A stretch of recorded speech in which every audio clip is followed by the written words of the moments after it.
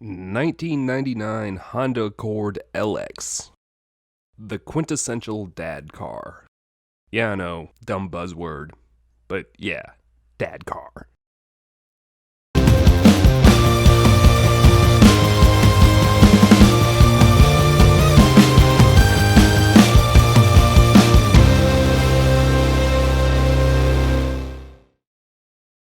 Well, starting off with more buzzwords, but here we are, ubiquitous dad car.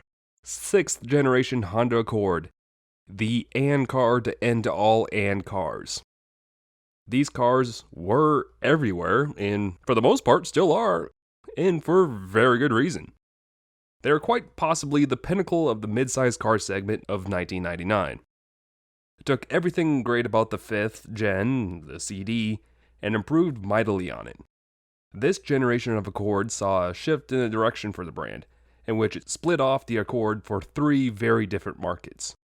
America, Japan, and Europe each got their own Accord that focused on the individual tastes of each market. For us Americans, that meant that our Accord was just a little bit larger, and the struggling wagon was finally killed off. The coupe was given a unique front fascia, wheels, and NSX-inspired taillights, and pretty much marketed separately from the family-oriented sedan, which this is. You got 3 flavors of engine in the States, with the non-VTEC 2.3 4-banger relegated to the value-minded DX. Next up was the 2.3-liter F23A1, which added VTEC for a decent 150 horsepower for the time for the mid-level models. And the top-of-the-line Accord stuffed a 3-liter J-Series V6 under the hood. Depending on the model you wanted, you either got a 4-speed automatic or 5-speed manual. This particular model is an LX, meaning it gets the F23A1 and that sweet VTEC under the hood. Now, each trim model gave you a distinct option package, so let's look at what the LX gave you. This particular model was the number 3 in line for the 1999 Honda Accord in the Gym hierarchy. While the DX was essentially a bare-bones value model, the DX value at least added AC and cruise control. Moving up to the LX, you got power windows, power locks, door courtesy lights, and 15-inch steel wheels, on top of the previously mentioned F23A1. This was kind of the low-mid level of Accord, as moving up to an SE got you 15-inch alloy wheels and leather trim, and the EX would give you ABS, alloy wheels, keyless entry, rear disc brakes, and upgraded cloth interior. Of course, additional factory options for the EX were leather seats, a CD player, and a power sunroof. But despite what you ended up with, it's all wrapped up in a well-built package.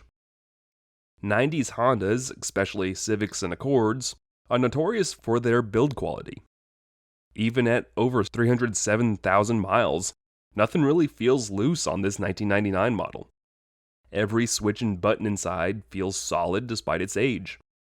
Now, 90s cars, especially with the abundance in plastics that had soon become the norm, are not really known for their interiors holding up over time. American makes were especially notorious for this, as those plastics were especially known for crumbling away after years of exposure to the sun and people. Sit inside your average Chevy or Dodge truck at the time, and if the dash isn't crumbling away and every button works, you typically have a unicorn on your hands by now. But not in a 90s Honda Accord. For as well used as this car is, I was taken aback about just how tight everything still was. There were no rattles. Everything works as it should, as this is a Honda from the era of peak Honda. Last year I drove a 400,000 mile EJ Civic, and quite honestly, that car was a bit of a jalopy. Yeah, it still worked, but that particular car had been abused its entire life. Not long after the video was released, the car was stolen and stripped, as a lot of those cars are, and unfortunately that car suffered an unceremoniously death. However, this CG chassis code Accord hasn't faced 25 years of young wannabe street racer abuse. It's been a dad car its entire life. Every service interval has been followed. Every fluid replaced at the recommended interval, as with belts and all the whatnot.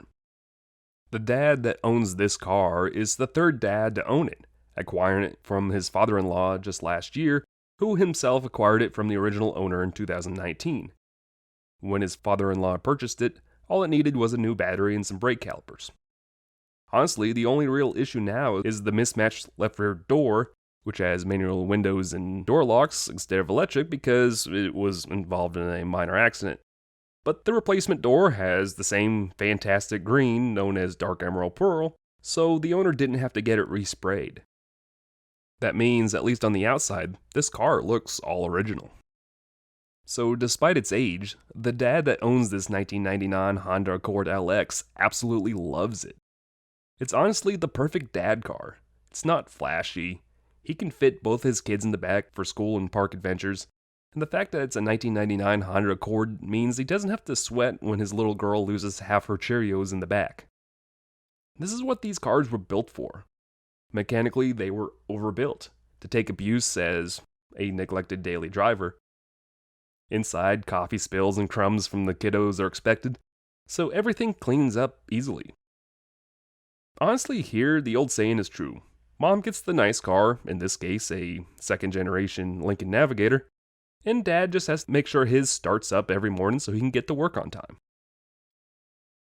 The owner has splurged a little bit with his Accord, as he's recently installed some Vredestein tires, which came onto the market this year, I believe, which, while maybe a completely overkill for this old dad car, the dad in question says that they're by far the nicest riding tires he's ever owned. He's also installed an aftermarket head unit so he can at least plug in his phone into it during his commute. But honestly, installing something like this is like putting together Legos in a car like this. It's easy swap. So, in conclusion, again, buzzwords. The 1999 Honda Accord LX is the quintessential dad car. It's a little cooler than a Camry of that era, and it hasn't crumbled apart like an American car from that era. They were built to do one thing, to get dads across America to work on time. And of course, this one has done so without much protest in the last 22 years. So here's hoping it continues to do so for another 300,000 miles.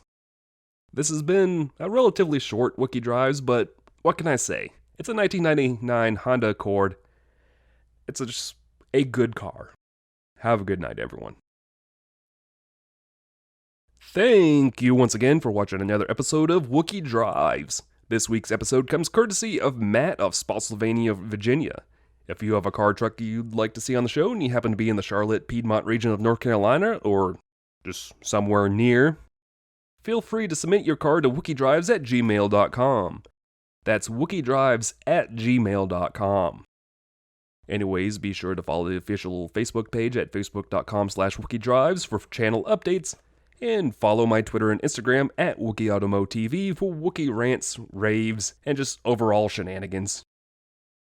Finally, be sure to give the video a like, drop a comment with some feedback, share with all your Honda Accord friends, and subscribe for more Wookie Drives like these.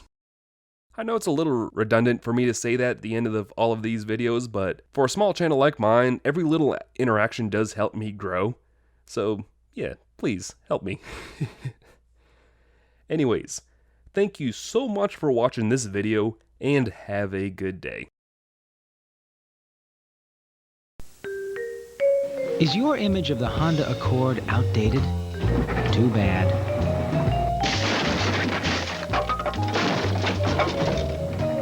We've had some breakthrough years. The 99 Accord LX. With so much size, power, and room, it's not just up to date, it's ahead of its time.